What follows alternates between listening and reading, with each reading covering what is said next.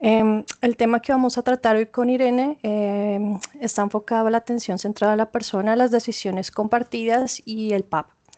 Y lo trabajamos de forma conjunta con Novartis, a quien damos agradecimiento por el apoyo en el proyecto que realizamos sobre este tema. Irene, ¿podrías compartir, por favor, la presentación? Voy a ello. Vale, sí, ¿lo ven todos? ¿Todas? Pueden poner deditos arriba si no quieren hablar. Perfecto, gracias. Entonces vamos a iniciar con una pregunta abierta. Para ustedes, ¿qué es la atención integral centrada en la persona? Con palabras, pueden ser palabras o lo que ustedes crean. Pueden escribir por el chat también si no quieren hablar. Andrés. Hola, buenas tardes.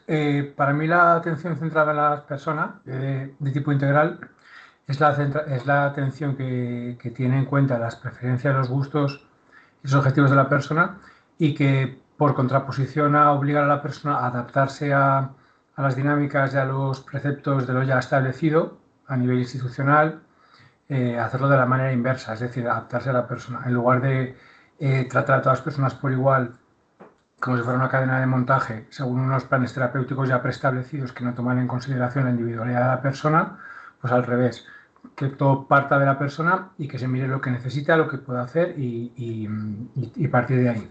Porque yo creo que, me la afirmo, que ya bastante tiene la persona con estar enferma y con toda la pérdida que eso supone como para que encima tenga que sacrificar su libertad de horarios, de hora de levantarse, de hora de comer e incluso de actividades que hacer. Entonces es el mantener su dignidad y su independencia, autonomía y su individualidad, pues la medida de lo posible. Pues muy bien, Andrés. Muy bien. ¿Alguien más?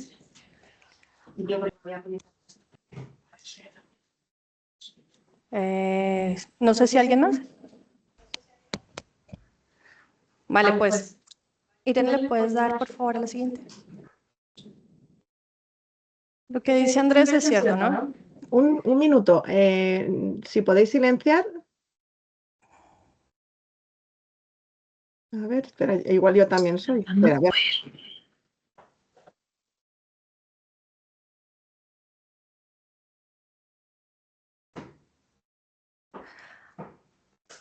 ¿Listo? Vale, sigamos.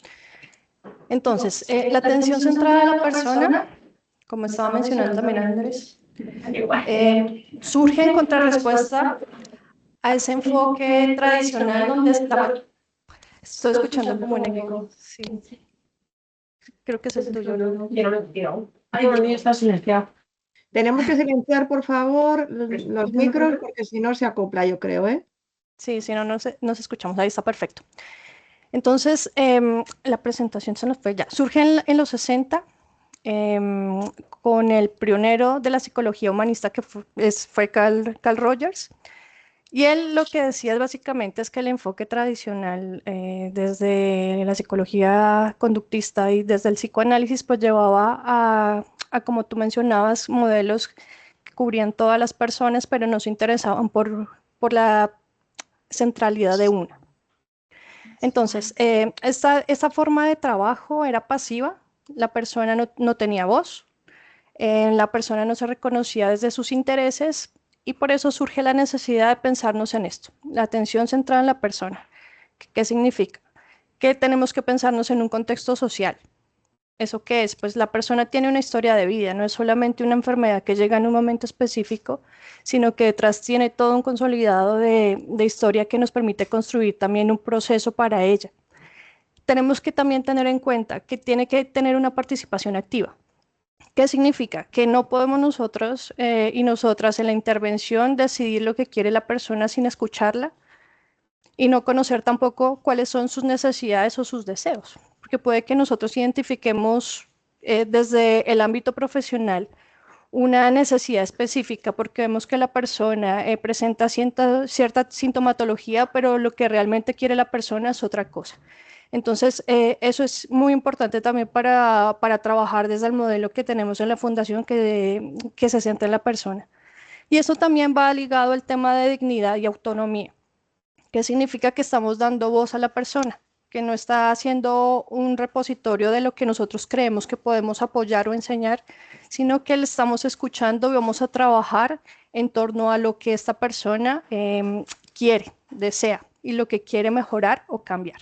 Entonces esto es fundamental porque estamos hablando también de un enfoque de derechos humanos, bueno, prácticas que valoran la individualidad, preferencias de las personas como mencionaba y la autonomía.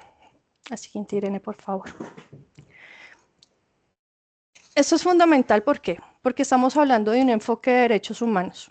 Entonces la persona ya no es vista como un sujeto pasivo, sino como un sujeto que tiene la posibilidad de tomar el control de su vida, tiene una serie de derechos sobre los que puede trabajar y decidir y tiene la posibilidad precisamente de decidir hacia dónde quiere llevar su situación de salud, en nuestro caso, sociosanitaria. Y también estamos hablando de un enfoque interdisciplinario.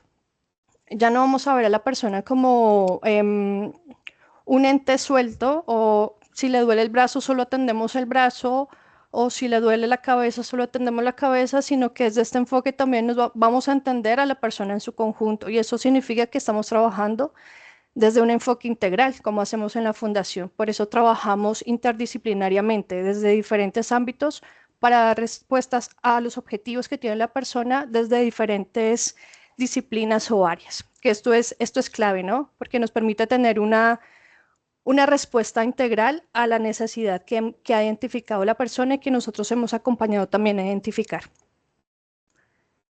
Esto significa que, no, todavía no, Irene, ya gracias. Entonces tenemos unos componentes claves que es importante reconocerlos y ponerlos en práctica porque a veces sabemos que existen, pero el momento de trabajar con las personas pues nos suele ser más complicado integrarlas, pero es importante la atención individualizada.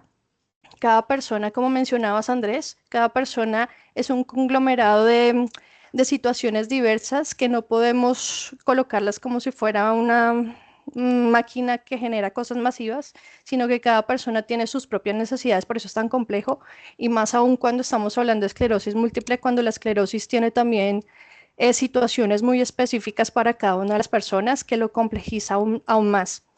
El reconocimiento de la experiencia subjetiva. Ya sabemos que no todas las personas que tienen esclerosis múltiple tienen la misma sintomatología. Entonces sí es importante siempre escucharlas y saber qué está pasando, cuál es el sentir de la persona. La relación biopsicosocial del cuidado, esto no solamente enfocarnos en la parte de sintomatología de alguna manera que se vea física o lo que se evidencie más hacia afuera, sino que también tengamos en cuenta el entorno social, pero también el entorno familiar y comunitario, que yo creo que esto es clave y es hacia donde también se están dando los cambios de la política pública a nivel nacional. Estos componentes pues hacen parte de un todo, integran a la persona que hace parte de este ámbito. La participación activa, esto es fundamental. Que también lo vamos a profundizar en la parte de Irene cuando lleguemos al trabajar los PAPs. ¿Cómo hacemos para que esta persona participe de manera activa en esa construcción de los PAPs? Y no solo sea la voz del equipo de profesionales o de la profesional la que se vea evidenciado en esto. La relación terapéutica colaborativa. Y bueno, creo que estos son los principales, aunque habrán otros también que se pueden ir construyendo. Acá hay unas preguntas que me gustaría también trabajarlas con ustedes, quien quiera participar. Entonces es, ¿cómo involucras a la persona en la elección de las opciones disponibles? O sea, si llega una persona a la sesión, nosotros planteamos unas diferentes opciones. ¿Cómo la involucramos para que ella pueda tomar la decisión de lo que quiere trabajar? No todos a la vez porque si no, no los escucho. Si no Sí, yo quieren creo que, hablar, pueden también por el chat. bien, yo iba a comentar. Bueno, igual no se me escucha muy bien, ¿no? Sí, sí te Pero escuchamos. Hay más o bien, menos. yo creo que es fundamental que los usuarios estén empoderados en su propio proceso. Además, está muy comprobado que cuando se les genera esa motivación hacia su mejora, mejoran mucho más y más rápido, ¿no? Entonces, una manera de empoderarles es a través de proporcionarles control, compartir control con ellos. Y una forma es involucrarles en la toma de decisiones de su propio proceso, que al final son los mayores interesados y los que más pueden hacer por sí mismos también. Entonces, trasladarles esa idea, yo creo que es algo básico. La idea de que ellos son los principales actores, que nosotros somos satélites a su alrededor, que estamos todos cooperando para conseguir el mismo objetivo y haciendo lo posible por ayudarle en su toma de decisiones. Pues para eso también le tenemos que dar mucha información, cada uno entiendo que desde nuestra parcela, para que él sea capaz de comprender lo que nosotros traemos, ¿no? y analizamos desde nuestro bagaje, nuestra experiencia, y ayudarle a que el usuario pues, pueda, con esa información, tener las cosas más claras para tomar las decisiones, ¿no? Pues es clave lo que dices, David, porque hay un tema de un diálogo entre equipo profesional y la persona, pero una palabra que es súper clave en el tema de decisiones compartidas es el compromiso que se genera desde la persona usuario, que tú lo has dicho. Cuando nosotros trabajamos con la persona, involucrándola, escuchándola, permitiendo que la persona sepa que nosotros estamos interesados en lo que ella desea, es diferente a que nosotros estemos indicando lo que creemos que es útil para ella. Cuando la persona se siente escuchada, se va a sentir comprometida con su proceso porque es hacia donde quiere ir. Entonces, eso es clave. Lo que mencionas, David, es súper clave. ¿Qué estrategias utilizarían para asegurarse de que la persona comprende las alternativas que estamos dando? Porque otra cosa es el lenguaje, que es súper importante. La forma en que nos comunicamos con la persona tiene que ser en un lenguaje claro y sencillo. No podemos hablar tampoco en términos profesionales que no permite transmitir el mensaje de manera adecuada o que la persona no entienda cuáles son las alternativas que tiene frente a las necesidades que pretende abordar. Entonces, ¿qué estrategias utilizan ustedes en su día a día?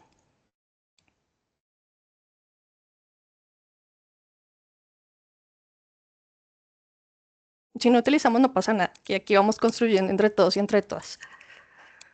O ideas a futuro, ¿qué estrategias podrían utilizarse también para asegurar que la persona comprende como los diferentes caminos, opciones que estamos dando? En mi caso, yo, por ejemplo, utilizo muchas ayudas visuales, ¿no? Hago pequeños esquemitas, hipótesis, ¿no? De lo que estamos hablando, para que, bueno, también ellos visualmente como que puedan ver cuál es el proceso que a veces es cíclico y otras veces es secuencial, ¿no? Entonces, bueno, les viene bien y eso, ¿no? Lo que tú decías, Marce, utilizar pues un lenguaje adaptado, ¿no? Pues que al final nosotros utilizamos lenguaje técnico en ocasiones y pues hacer un check, ¿no? Pues preguntas de, te lo explico de otra manera, todo bien, porque a veces ellos como que nos ponen muy jerárquicos, ¿no? Desde arriba y les cuesta en ocasiones decir, "No, ¿me lo puedes repetir?" Entonces, pues quizá ir chequeando, ¿no? Con ellos de esta manera, bajar un poco, ¿no? Horizontalizar la toma de decisiones, que no nos vean como que somos los únicos que tenemos el poder y que somos sabios supremos, ¿no? De su vida, porque al final son ellos los que nos tienen que dar el feedback a nosotros también. Clave, clave, las relaciones horizontales. De esto se trata las decisiones compartidas y es el diálogo. O sea, aquí no, como tú mencionas, no deberían haber jerarquías, porque por un lado el equipo tiene el conocimiento a nivel profesional y por otro lado la persona tiene el conocimiento sobre su propio proceso. Entonces la idea es que esto sea un diálogo, mientras tú estabas hablando pensaba también, claro, hay un tema de una comunicación oral, pero también hay un tema de comunicación escrita, que yo creo que es importante también que nos aseguremos que la persona entiende lo que estamos trabajando con ellos. Nosotros elaboramos informes, trabajamos los PAPs, que los PAPs también es muy importante, que haya una forma de comunicación sencilla en la que las personas comprendan cuáles son los objetivos del acompañamiento que vamos a tener. Bueno, que me adelanto, Irene, ahora que lo vamos a abordar, pero que claro, la forma de comunicación, las decisiones compartidas se ven reflejadas tanto en la parte del diálogo oral, pero también desde la parte de la escritura, a través de informes, a través de correos, a través de los mismos WhatsApps. Entonces esto es muy, muy importante, que no lo había pensado hasta que mencionaste ahorita también, y te vi, Elena, el tema de los informes, me acuerdo de tus informes, entonces creo que es importante. Y la última pregunta en esta parte, ¿cómo verificas que la decisión refleja lo que la persona desea? Esto es clave, ¿por qué? Porque nosotros tenemos la información de la persona, sabemos cuáles son los síntomas y muchas veces creemos que va a ser lo mejor para la persona y vamos orientando hacia eso que nosotros creemos. Pero ¿cómo sabemos que lo que estamos proponiendo a la persona es lo que realmente ella desea? Y aquí pongo un ejemplo que Laura siempre menciona y es una persona usuaria que siempre ha querido hacer el Camino de Santiago y ese es su deseo. Pero ¿cómo nosotros lo ponemos en práctica? ¿Cómo verificamos que esa decisión realmente sí refleja lo que la persona desea?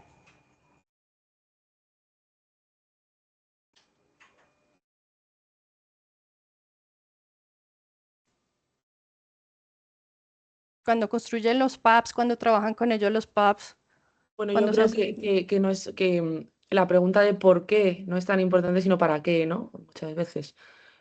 No buscar tanto el por qué quieres hacer el Camino de Santiago en este sentido, ¿no? Sino para qué, ¿no? Enfocarlo un poco también en los valores, ¿no? En la proyección de para qué quieres hacer eso. Porque si no se convierte simplemente en un check, ¿no? Una lista de cosas que hacer sin más. No sé. Vale, sí, el tema de los valores que también es fundamental en las decisiones compartidas. Laura.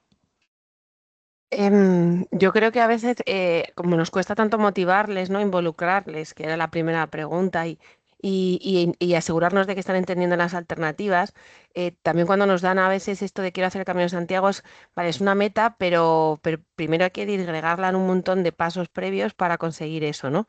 Y lo que dice Elena es que por el camino descubres que muchas veces dice eso para otra finalidad, que a lo mejor es algo mucho más alcanzable y sencillo. Yo creo que a veces encontramos, por lo menos creo que mi experiencia es que encontramos mucho problema en traducir una idea como quiero hacer el Camino de Santiago en algo que yo puedo abordar en mi día a día. Y no necesariamente es que no esté relacionado, es que a veces son pasos consecutivos, a veces son pasos que van en otra dirección, es que es como que no es lineal.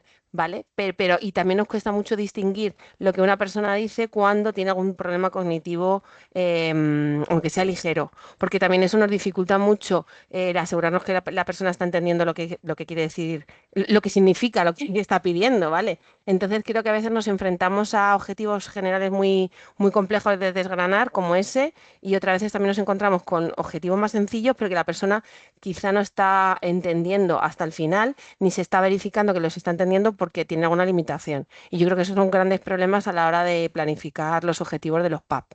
Esto es lo que creo yo. Yo creo que acá hay dos cosas importantes. Por un lado, que a veces lo que desea la persona puede ser una meta se puede ver muy lejana, ¿m?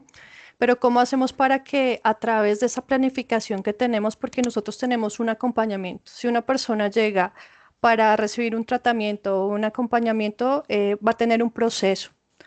Entonces, la idea sí sería identificar desde un primer momento, obviamente, esto puede modificarse, pero si tenemos objetivos iniciales, podemos construir, como mencionas, Laura, pasos para llegar a ese objetivo. Obviamente hay que hacerle entender a la persona también que si los objetivos son inalcanzables, pues no, los objetivos siempre tienen que ser medibles y nos tiene que permitir realizar un acompañamiento en el que se pueda lograr. En últimas, para eso trabajamos los PAPs. Entonces, si tenemos metas que pueden ser de mediano o largo plazo, pues tenemos que tener acciones concretas para ir llegando a esas metas. Pero yo creo que lo importante es no perder el foco en lo que desea la persona, que yo creo que eso es fundamental, porque si no seguimos nosotros imponiendo lo que creemos y ahí pues, vamos a perder el compromiso, vamos a perder el tema de que la persona se sienta acompañada de manera correcta, en el sentido de que se tiene en cuenta su voz. Irene, ¿le puedes cambiar, por favor? ¿Cómo sé qué es lo más importante para la persona usuaria? ¿Qué creen? Al momento que llega una persona, empieza a hablar con ustedes.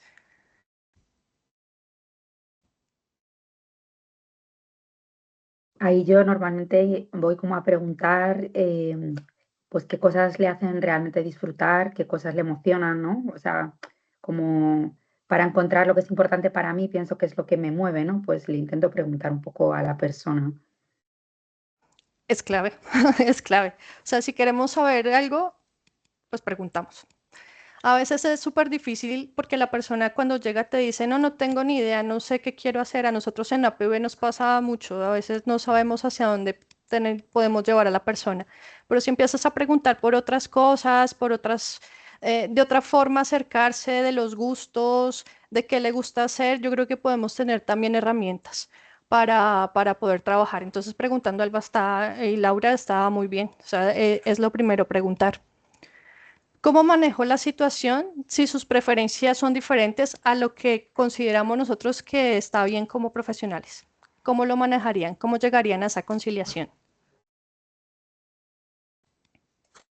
Yo diría aquí que de nuevo el proceso de comunicación, ¿no? En el que pues la persona parece que me muestra una idea que no coincide al 100% con la nuestra.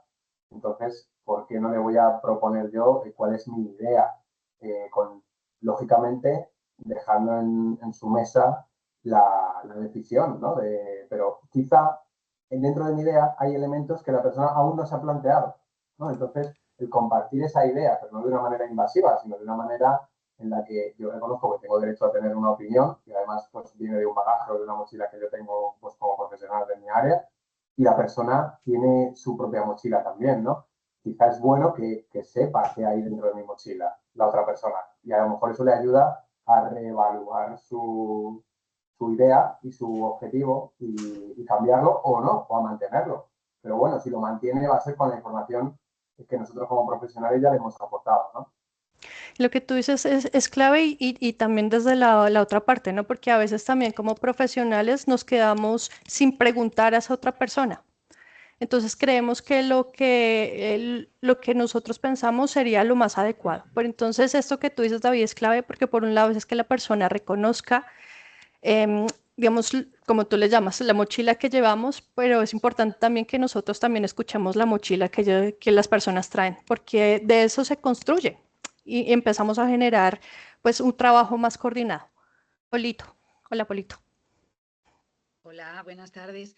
A ver, yo creo que en muchos casos, no sé si os pasa, lo que más que ellos no tengan esas preferencias que tenemos nosotros, es que vienen con una idea que no es o sea, vienen con unos objetivos muy por encima de lo que nosotros como profesionales sabemos que se va a poder conseguir. Entonces ahí también, pues como ha dicho antes Laura, ¿no? Hay que desgranar eso que quieren ellos, ¿no? Que a lo mejor pues una persona que lleva mucho tiempo sentada en una silla te dice, yo lo que quiero es conducir mi coche otra vez, y sabes que físicamente no va a poder o cognitivamente, pues bueno, pues ir desgranando, venga, vamos a empezar y poquito a poco, pues no sé, como profesionales que somos, a lo mejor no llevarlos a nuestro terreno, porque ese no es el objetivo, ¿no? En estas decisiones compartidas, sino ir llevándoles hacia otro terreno y que un poquito más básico y que ahí pues puedan ir buscando esos pequeños objetivos que conseguir que a lo mejor ni se han planteado porque ellos lo que quieren es conducir o esa persona quiere conducir o quiere caminar. Entonces, pues también creo que es un trabajo muy importante por parte de los profesionales de llevar un poco a otro terreno y que ellos vayan siendo conscientes de qué objetivos quieren trabajar que no sea ese tan alto, ¿no? Sí, lo que tú dices es clave porque si la persona llega con objetivos que no se pueden cumplir y nosotros seguimos la idea de trabajarlos, pues vamos a llegar a algo que no va a tener ningún resultado. Entonces siempre es importante partir de la realidad, explicar también a la persona cuál es la situación y hasta dónde se puede llegar. Yo creo que eso es también muy ético hacerlo. Andrés también menciona en el chat las preferencias que el profesional considera han de partir de la persona tratada y por eso son casi coincidentes desde el principio. Totalmente de acuerdo. Las del profesional pueden ayudar de base al logro de las personas tratadas, una capa sobre la otra, siempre que todo tenga lógica clínica y utilicemos nuestro filtro facultativo y gestión de expectativas. De acuerdo. La última pregunta, que me estoy tomando más tiempo, Irene, Dios mío, ya voy a pasar a lo del PAP. ¿Qué pasaría si decide no recibir el tratamiento recomendado o si quiere una opción diferente? ¿Cómo lo manejamos?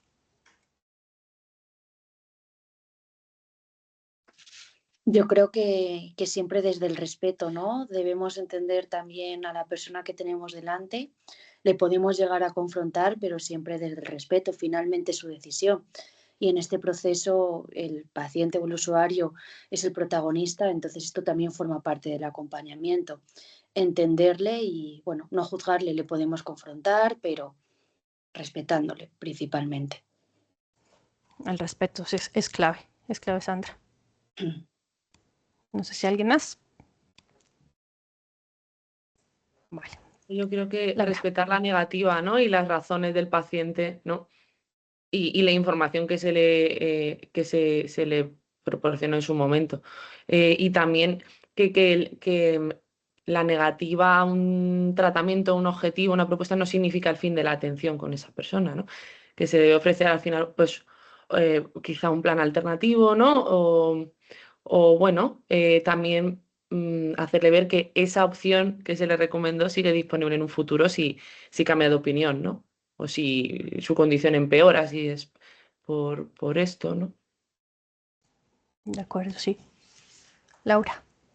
Sí, eso que ha dicho Elena es importante. Lo que pasa es que sí que vemos muchas veces que ese no ahora, cuando la persona ya está preparada o cree que ya es el momento, hay veces que la opción que estaba antes al principio ya no está, ¿no? A veces hay veces que nosotros como con el criterio profesional vamos recomendando cosas que tienen mucho sentido en el momento que la persona está, pero ella no está preparada para tener esas atenciones, esos apoyos. Entonces, a veces sentimos que vamos como con un retraso, ¿no? Entre las cosas que nosotros detectamos y las que ellos son capaces de implementar. Y hay veces que cuando ya se deciden a dar algún paso o a aceptar algún apoyo, ya no es ese el que necesitan, ¿vale? Eso lo vivimos porque a veces ya se deciden a utilizar un producto de apoyo y ya no es ese el que necesitan, es otro. A veces necesitan un tipo de terapia más ligera y cuando vienen ya, cuando la piden ya no es esa la solución que le podemos ofrecer o no se van a beneficiar tanto. Pero bueno, yo creo que al final siempre sembramos y muchas veces ese no, esa negativa es no ahora. Y si al final se repite, pues llega un momento en el que la persona dice, pues sí, yo creo que esto que me dijeron aquella vez, ahora es el momento, ¿no? Pero bueno, solo quería resaltar eso, que hay veces que en los tiempos pues no coinciden entre profesionales y la persona y hay que intentar encajarlo. De acuerdo. O sea, que esta es un poco compleja, ¿no? Porque dependerá también de la decisión de la persona y de cómo nosotros también acompañamos, pero lo que he mencionado es clave. El respeto, el poder establecer el diálogo con la persona y también darle la posibilidad de lo que se está proponiendo actualmente perdure también en el futuro. Y también poder llegar a soluciones alternativas, que no es el fin del acompañamiento. Irene, ¿puedes, por favor? Y ya para terminar esta parte, no hay decisiones compartidas sin la atención centrada en la persona. Entonces esto es una dupla, van intrínsecamente trabajadas. Si él o la profesional no conocen y respeta los valores y prioridades de la persona, pues la decisión compartida simplemente se va a convertir en algo que vamos a llenar, pero en la realidad no va a existir.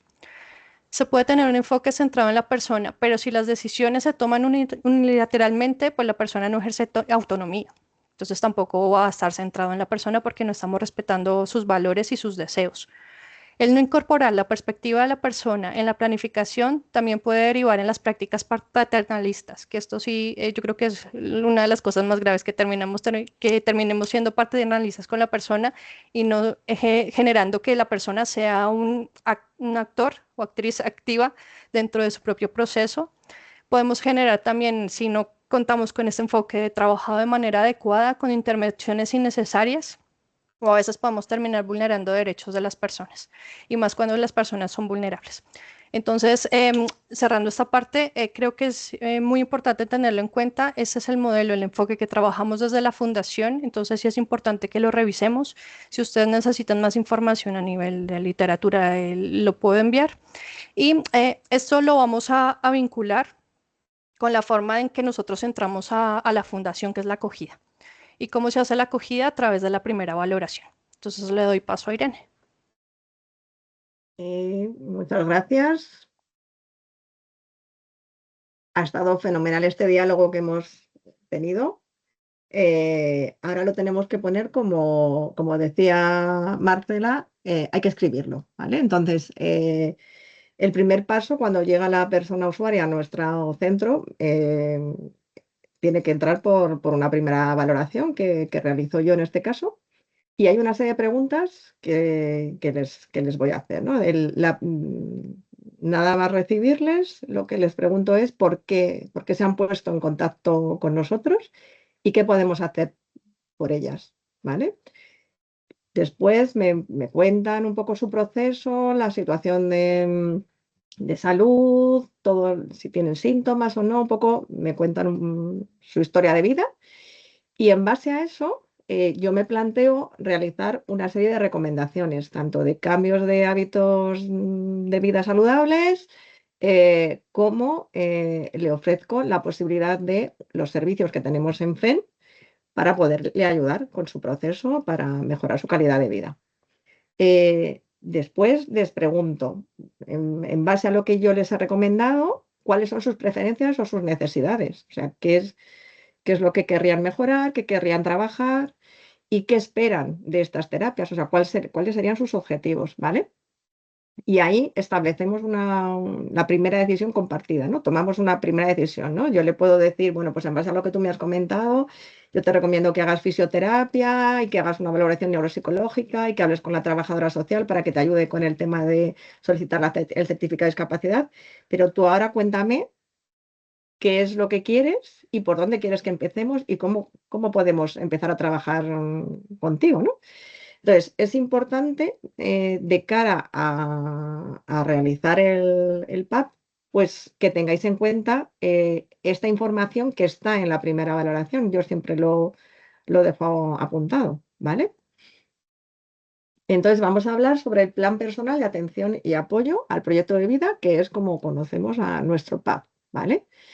¿Qué es? ¿No? Pues engloba las actuaciones de promoción de la autonomía personal, prevención de situaciones de dependencia y atención de las necesidades de las personas usuarias.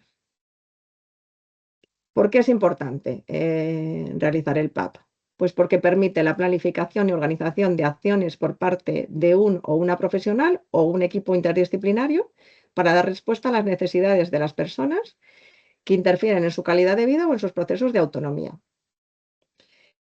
Y es parte del tratamiento. O sea, esto hemos visto en el debate un poco que hemos tenido hasta ahora, que tenemos en la cabeza todas y todos que es muy importante preguntarles, tenerlo en cuenta y tal, ¿no? Pero nos gustaría que todas vosotras y todos vosotros tuvierais en cuenta de que es parte del tratamiento. No puedo empezar a tratar a la persona sin tener en la cabeza que tengo que tener este PAP realizado. O sea, es que nuestra terapia no tiene sentido, porque si no sabemos qué es lo que quiere hacer, no vamos a poder ayudarle al final, ¿no? En definitiva. Entonces, es responsabilidad de cada profesional y del equipo interdisciplinar que atiende a esa misma persona el asegurarse que cada persona va a tener su propio PAP, ¿vale? Vamos a ir a cuándo deberíamos el tiempo, ¿no? de hacer todo esto. Bueno, pues el PAP deberá estar hecho en el plazo de un mes desde que la persona ingrese en el servicio o en los servicios de FEN, ¿vale? Tenemos ahí un tiempo porque, como sabéis, hay que conocerla, hay que saber un poco cuáles son sus necesidades, hay que preguntársela, tenemos que evaluarla, entonces necesitamos un tiempo para poder establecer todo esto. Es importante que tengamos en cuenta que no puede demorarse la devolución del PAP a la persona usuaria o a su familiar, en caso de que vayamos a reunirnos también con su familia, y que tampoco podemos olvidarnos de que se quede registrado, ¿no? y firmado en la aplicación. Hay veces que hacemos una reunión, lo sabéis, se ha reunido el equipo, pero luego intentas reunirte con la familia, Noelia y Beatriz, lo tenéis en cuenta. La familia ha pedido reunirse con vosotros para hacer la devolución, la mandáis un mail para quedar con ella y concretar una fecha, la llamáis varias veces y de repente no da señales de vida. Eso nos puede pasar. Pero tenemos que seguir persiguiendo un poco que se cumpla. O sea, ¿qué ha pasado? ¿Por qué no hemos podido cerrar este tema? Porque mientras no lo cerremos con la persona y con la familia, o sea, mientras no hagamos ese diálogo, ¿no? que venía comentando Marcela, el PAP no está hecho, aunque lo hayamos escrito, nos hayamos reunido como equipo, mientras no tengamos esa conexión con la persona usuaria, el PAP no podemos darlo por cerrado, ¿vale? Así que eso es muy importante que lo tengamos muy claro todas y todos, ¿vale? El plan tiene que estar construido junto con la persona usuaria, ¿vale?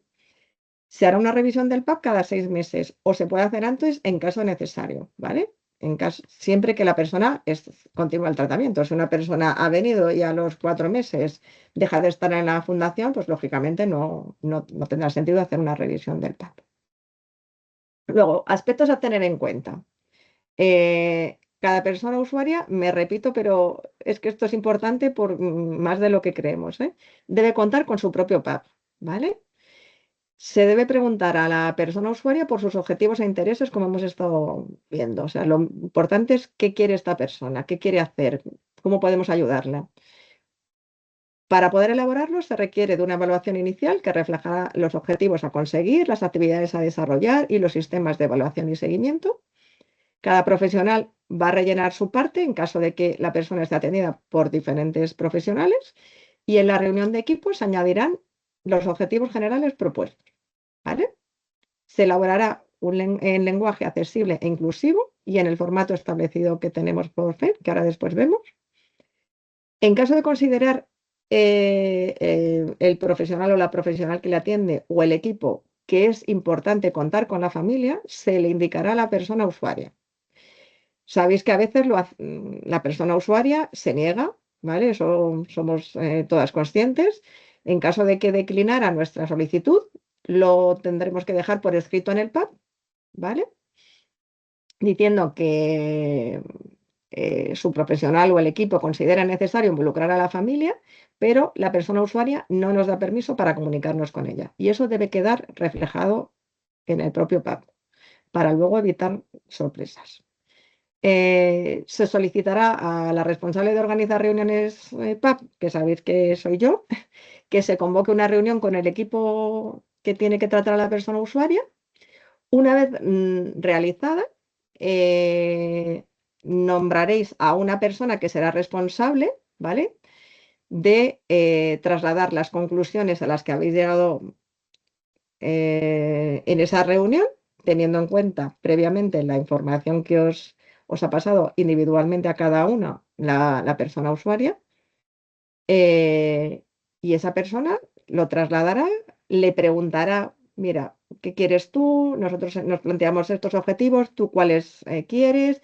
Llegarán a una decisión compartida, a un consenso, y toda esta conclusión, esta conversación que habrán tenido la persona usuaria y su profesional responsable se dejará por escrito, ¿vale? Y lo firmarán ambos para comprometerse en ese proceso. Finalmente, se enviará una incidencia a coordinación y a la responsable de organizar los PAPs, poniendo en el asunto incidencia PAP firmado con la fecha y agregando a la persona usuaria para que podamos luego después hacer seguimiento y que el resto de los profesionales que le atienden también sepan que ya se ha dado por cerrado el PAP porque ya está todo en orden. ¿De acuerdo? Si tenéis alguna duda o alguna pregunta, me podéis interrumpir. Cosas importantes, ¿no? Y dudas que a veces surgen, ¿vale? La plantilla del PAP, la plantilla de la revisión del PAP y el instructivo sobre cómo elaborar el PAP que también hizo Marcela, lo podéis encontrar en la carpeta común, ambulatorios y en el año que esté en curso, ¿vale? Este año, en el 2025, que estamos a punto de cerrar y que pronto pondremos la carpeta el 26. Se cuenta con el tiempo de los viernes en los que no hay programadas reuniones para poder ir elaborándolos y luego pues en los propios seguimientos que tenemos. El PAP se subirá a la ficha de documentos de la persona usuaria nombrándolo como PAP, la fecha, por ejemplo, si hiciéramos hoy un PAP, pues 28 de noviembre del 25.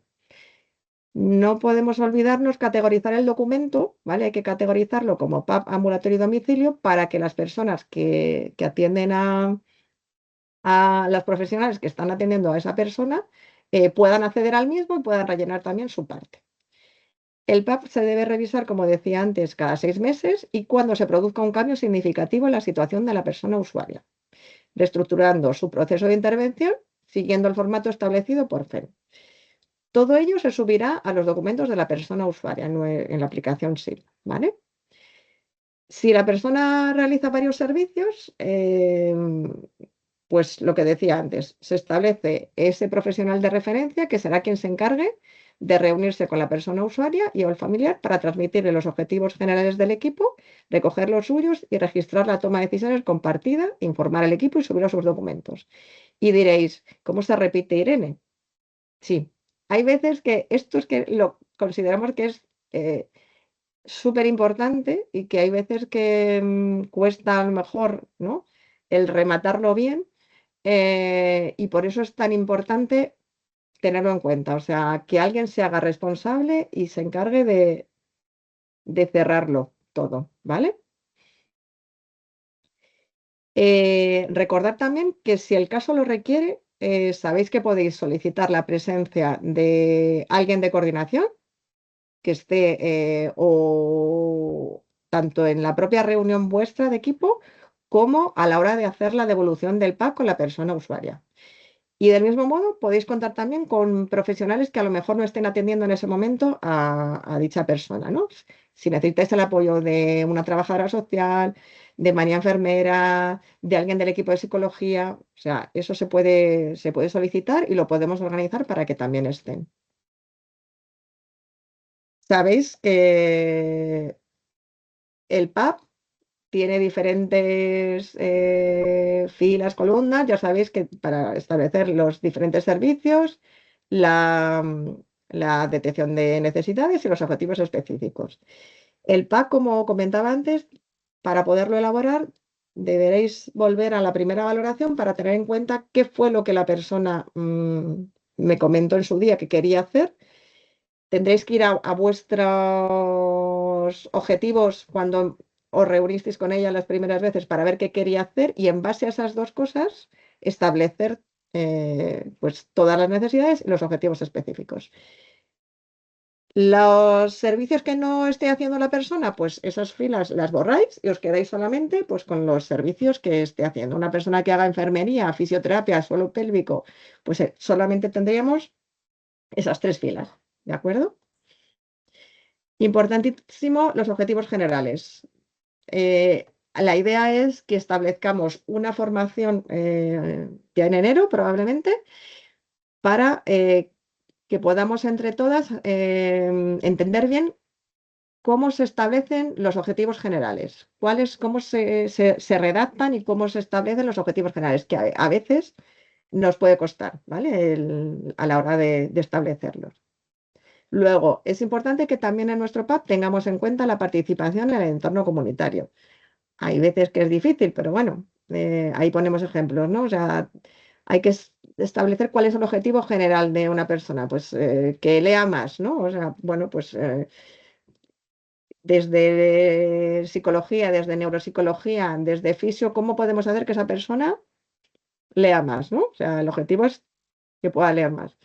Pues a lo mejor, o que quiera visitar una biblioteca, porque no hace falta que se compre libros. Bueno, pues todo eso lo tenemos que intentar integrar para poder llevarlo a cabo. Y esta última parte, la reunión con la persona usuaria y el familiar, siempre es la que os decía que es la que tiene que estar integrada con ese diálogo que hayamos establecido con la persona usuaria.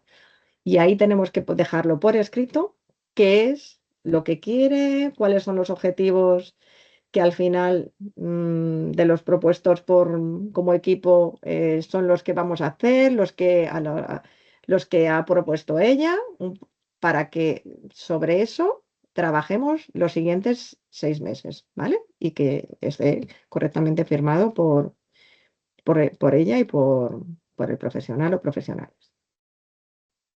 Y luego, aquí viene la parte del seguimiento del PAP cuando ya han pasado esos 6 meses, ¿vale? Entonces, tendríamos que ver los objetivos generales que venían del PAP que hicimos previamente y establecer si se han cumplido o no los objetivos que nos planteamos, las acciones que se realizaron, el impacto y ver cuáles han sido las limitaciones, por qué no se han podido cumplir, para tratar de ver cómo seguimos, ¿no? Cómo vamos a replantearnos los objetivos de nuevo. Y identificar las nuevas necesidades, los objetivos y actividades propuestas. Ya os adelanto que por eso es tan importante la formación. Seguir como estábamos, eso no es un objetivo, ¿vale? O sea, seguir con los que teníamos, no. Habrá que establecer bien este seguimiento, ¿vale? Pero ya os adelanto que lo veremos no muy lejano al año que viene, que ya lo tenemos a la vuelta de la esquina. Deciros que este planteamiento del PAP y del seguimiento está relacionado con la atención ambulatoria, la atención en domicilio, psicosocial, ¿vale? La atención de los servicios de SIO puramente dicho, porque hay veces que una persona está en el servicio de SIO de trabajo social, pero está también haciendo fisioterapia y terapia ocupacional o psicología, entonces estarían en el PAP que acabo de mencionar. Pero SIO y APV tienen un formato distinto, ya que la intervención que se realiza es diferente a la que hacemos en ambulatorios, ¿vale? Empleo también maneja itinerarios, tiene otro formato, y centro de día también tiene el suyo propio, ¿verdad, Polo? Y estamos ya prácticamente terminando. Mi parte era la menos divertida porque es la más burocrática, es la más teórica, ¿no? Y era la que queríamos volver otra vez a explicaros para que lo tengamos en cuenta, pero ahora es vuestro turno con las dudas, las preguntas que tengáis, todo lo que queráis. Ahí si que me respondamos. permites solamente, Irene, que, o sea, lo clave, yo creo que lo importante es que podamos ver cómo las decisiones compartidas y la atención centrada en la persona se visibilicen en estos PAPs.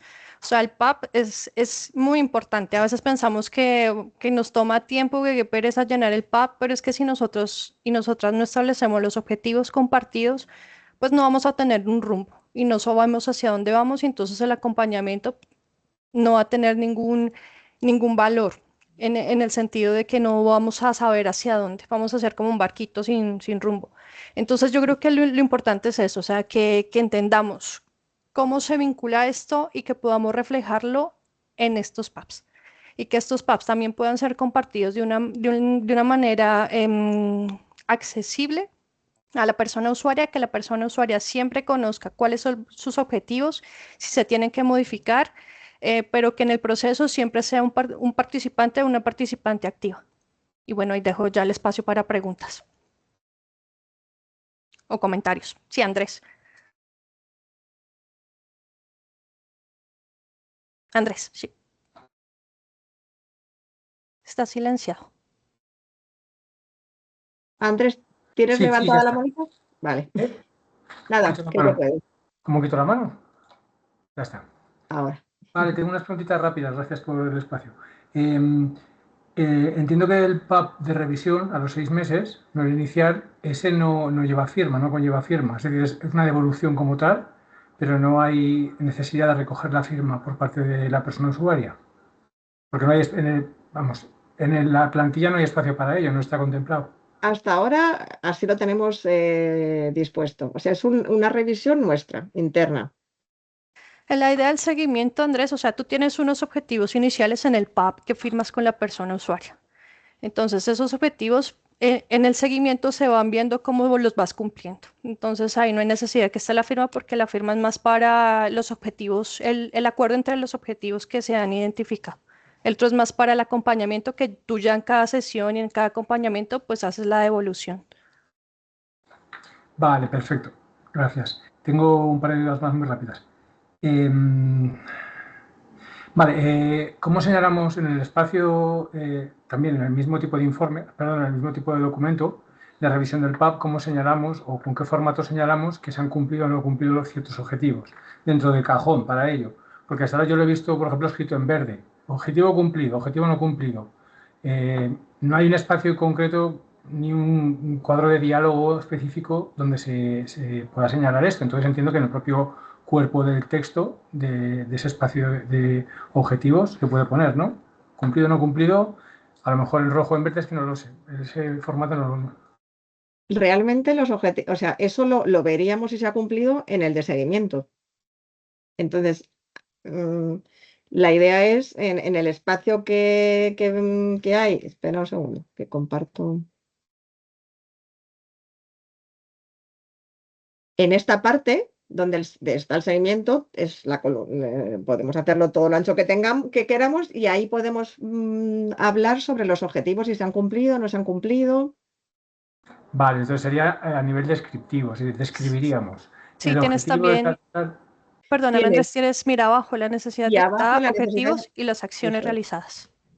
Sí, pues, o sea, la idea es que el PAP de seguimiento es este. Entonces, este es el que se tiene que nutrir y el que tenemos que ampliar. Pero lo que decía antes, es importante, primero, que hagamos esa formación para que aprendamos a rellenarlo, porque es que muchas veces no nos cuesta a lo mejor rellenarlo adecuadamente, ¿vale? Porque nos resulta a lo mejor difícil plantearnos objetivos y luego ver cómo hemos conseguido llegar a cabo esos objetivos, si se han cumplido, si no, qué acciones hemos realizado. Entonces, de ahí la necesidad de tener esta formación con todas vosotras para que podamos empezar a establecer bien la realización de nuestro PAP y luego después el seguimiento que sea adecuado. Y que no nos liemos, como decía Marcela, en hacer un PAP demasiado embarrasado, que luego después se lo demos al paciente sin más, sino que ese PAP lo elaboremos conjuntamente con la persona y que la persona lo entienda, que no sea como un informe que le hace el neurólogo o que le hacemos nosotros, que no sabe qué le estamos diciendo, ¿vale? Vale, muchas gracias. La última pregunta de todas ya, lo prometo. También en el mismo PAP de revisión, el cuadro que está bajo el epígrafe Identificación de nuevas necesidades, objetivos y actividades propuestas, a mí la última columna me genera un poco de disonancia porque temporalmente no lo encuadro ambas cosas. Acciones realizadas pasadas. O sea, ese apartado versa sobre identificación de nuevas necesidades, algo que es prospectivo hacia el futuro, se identifica algo nuevo y se proponen nuevos objetivos. Entonces, acciones realizadas, ¿en qué sentido? Si todavía no has comenzado, ¿no? Era por los objetivos. Si son acciones realizadas para intentar cumplir los anteriores objetivos, entonces debería ir en otro apartado. No termino de comprenderlo. A ver, aquí yo creo que la idea es plantearnos qué acciones se han realizado para lograr los objetivos pasados, porque la mayoría de las veces los objetivos o sea, en las revisiones no se han cumplido y seguimos con ello. Entonces es ver qué acciones hemos hecho para intentar conseguir esos objetivos y plantearnos otras acciones para intentar conseguir los... Pero ahí, Irene, yo que sí, Andrés, tienes razón. Ahí lo voy a ajustar porque si te devuelves, por favor, creo que me falta un cuadro, porque claro, uno tiene que ser para las necesidades que se han identificado iniciales y las acciones realizadas y otras para las nuevas necesidades. Sí, tienes razón, lo voy a Hasta ahora lo ajustar. teníamos conjunto. Sí, Sí, además, sí, Pero pero tienes yo creo que para tienes el razón, Andrés. entendimiento Sí. estaría mejor así como mencionas. O no sé si los demás compis y compas están de acuerdo.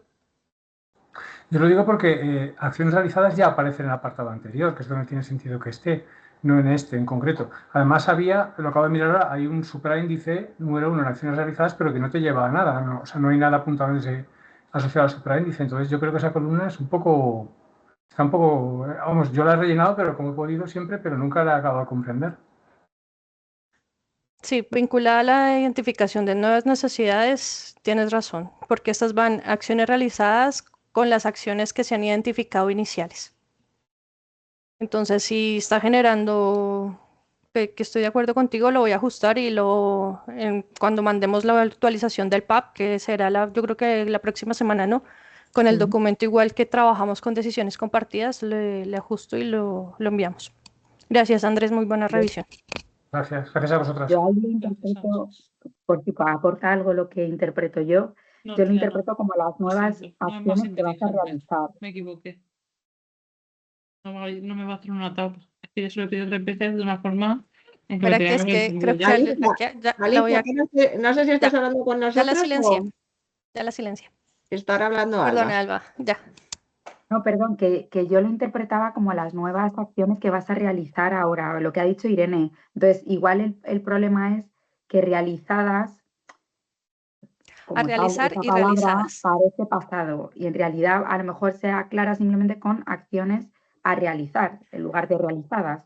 Pero yo lo interpreto como lo dice Irene porque es un cuadro nuevo en el que pone como las nuevas dificultades, los nuevos objetivos y las nuevas acciones que vas a llevar a cabo.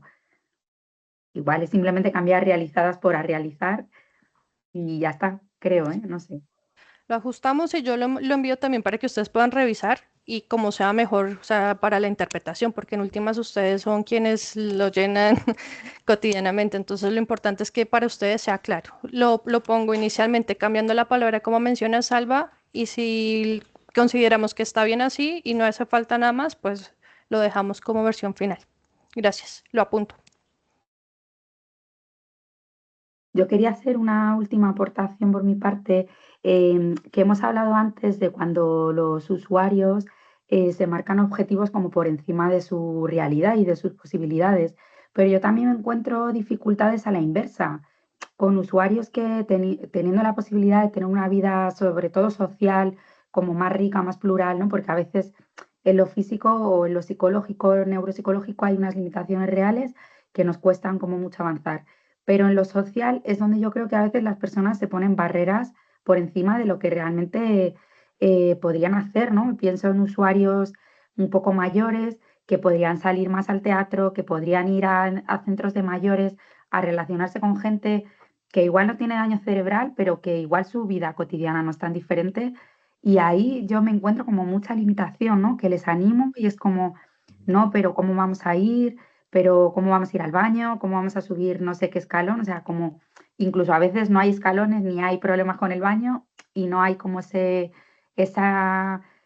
como ese punch, ¿no? De atreverme a hacerlo, ¿no? Entonces es ahí donde yo a veces me encuentro como con más dificultad. No sé, como con eso, con la sensación de que nos ponemos más barreras aún de las que la propia realidad nos pone. Yo creo que ahí lo que tú mencionas, el trabajo también interdisciplinario es fundamental, porque claro, tú trabajas desde una sola área y dar respuesta a una parte que es más social y más de entorno, pues es más complejo. Entonces, como mencionaba Irene, yo creo que sí es importante tener en cuenta que aquí tenemos un equipo interdisciplinario, que a veces no hay mucho tiempo, pero que podemos sacar tiempo también para poder trabajar de manera conjunta y poder ver cómo avanzamos, porque a veces el avance, a veces creemos que tenemos que hacer muchas cosas para que la persona sienta que ha mejorado. Y creo que si vamos paso a paso en lo que tú mencionas, si vamos un paso pequeño a la vez, desde un trabajo interdisciplinario, se podría lograr bastante. Entonces yo creo que es eso, aprovechémonos que hay compañeros y compañeras de trabajo social, también de de neuropsico, para abordar esa parte más social y viceversa también. Sí, y además es lo que comentábamos, es hay que preguntar por qué no, por qué tiene esa barrera, ¿no? O sea, qué es lo que le impide, ¿no? El tener ese objetivo que tú tienes, que lo estás viendo, que nos pasa muchas veces, que creemos que sería bueno para él, pero al final hay que ver por qué para él no es bueno, dónde están sus dificultades y trabajar en equipo para que pueda socializar más y que pueda hacerlo lo que decíamos, ¿no? A fraccionarlo, hacerlo un poquito más pequeño, trabajar a lo mejor cada profesional para que sea capaz de poder pues salir al cine, salir al teatro, o sea, esa es la idea, es establecer con ellos, ¿no? Cómo lograr ese objetivo que ahora mismo muchas veces es el nuestro, pero que necesitaríamos ver si puede ser también el de la persona o cuál es el objetivo de la persona. Es una lucha que siempre que tenemos, ¿no? De intentar que vean que tienen más posibilidades y que no se limiten más de lo que la enfermedad a lo mejor les está limitando, que no es tanto.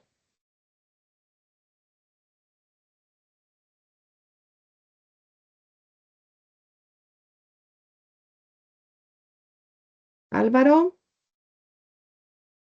Sí, una preguntita rápida. Habéis comentado el tema de la comunicación con familiares, ¿no? De hablarlo con la persona antes de ponernos en contacto con familiares o el entorno si lo creemos oportuno, pero también ellos, cuando entran a la fundación, a cualquier tratamiento, ¿no? Ellos ya se les ofrece un documento de consentimiento de comunicación a familiares. Entonces, esas dos cosas, ¿cómo se solapan o cómo interactúan? Pues eso es porque hay veces que la persona cuando viene no nos da permiso directamente, o sea, porque no quieren involucrar a la familia, porque no quieren que sepan, hay gente que es muy reacia y no nos lo da. Entonces, en ese caso, cuando elaboramos el PAP, tenemos que revisar si contamos con ese permiso con la familia, ¿vale? O no, y animar a la persona pues a que podamos tener esa devolución de PAP con la familia, porque consideramos que es importante que sepan y que puedan ayudarle a él y a nosotros a cumplir los objetivos. Entonces, eh, ahí es donde pacientes a lo mejor con deterioro cognitivo, con situaciones más complicadas a nivel social, donde vemos que a lo mejor necesitarían un cuidador, gente que vive sola y que no está su familia tan implicada, donde necesitamos pedirles que nos dejen acceder a la familia. Y muchas veces no nos dan el acceso. Por eso consideramos importante añadirlo también al PAP. En caso de que no nos den su permiso, pues poner por escrito que como profesionales consideramos que necesitamos trabajar con la familia, pero que la persona no lo acepte. Y a pesar de tener ese consentimiento, si en un PAP consideramos que le queremos consultar algo a la familia, siempre habría que hablarlo con el paciente antes de, oye, vamos a hablar. Eso es. Sí, yo creo que eso es clave, o sea, Eso es es el tema importante. del diálogo, que lo importante es la persona, atención centrada en la persona. Entonces, independiente que ya tengamos un documento firmado inicial, yo creo que para esto que implica objetivos y el acompañamiento es importante que le preguntemos. Sí, Laura. un segundito, siempre hay que preguntarles, lo que pasa que lo que yo me refería era que si tú ves que tenemos el consentimiento, ya va a ser más fácil, ¿no? Con esa persona, vas a preguntarle y a pedírselo. En caso de que no lo tengamos, hay que preguntarle a la persona porque a lo mejor cuando vino en su momento no quiso darnos esos contactos y ahora sí que está por la labor, pero lógicamente hay que preguntarle siempre a la persona. Dime, Laura. Sí que quería comentar que los permisos que nos dan a veces por escrito son tres, o sea, hay como tres niveles. Nosotros les pedimos que como mínimo nos den su consentimiento para contactar con alguien en caso de urgencia, emergencia.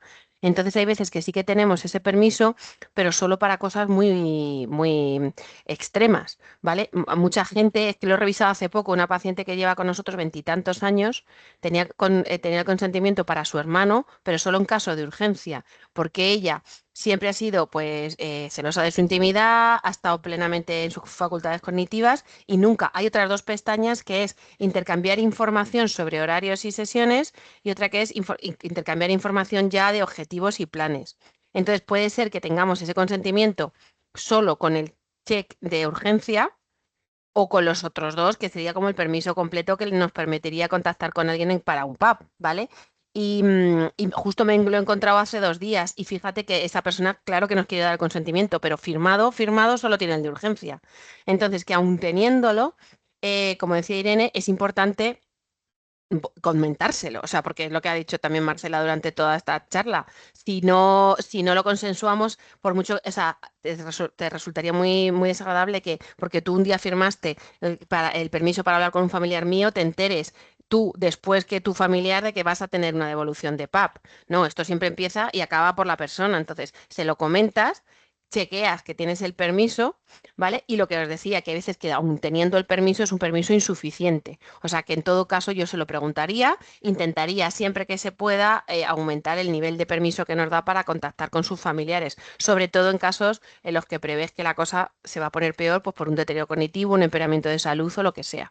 Porque hay gente que es plenamente, que con que esté el consentimiento de urgencias es suficiente, pero hay gente que tú ves que ese consentimiento es insuficiente, ¿vale? Entonces aprovechar también al revés, para una vez que te han dado el consentimiento para un PAP, actualizar ese documento y conseguir que sea lo más completo, con el mayor número de personas y con los permisos más amplios posible.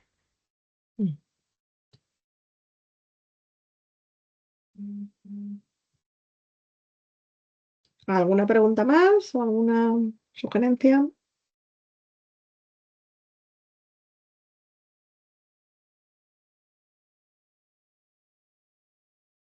Pues nada, entonces yo creo que damos por cerrada la sesión. Muchísimas gracias a todos, a todas. Cualquier duda, cualquier inquietud, con gusto, Irene y yo estamos pendientes de lo que necesiten. Muchas gracias, un lindo fin de semana. Muchas gracias. Gracias, Marcela, gracias, Irene. Muchas gracias. Hasta luego. Buen fin de.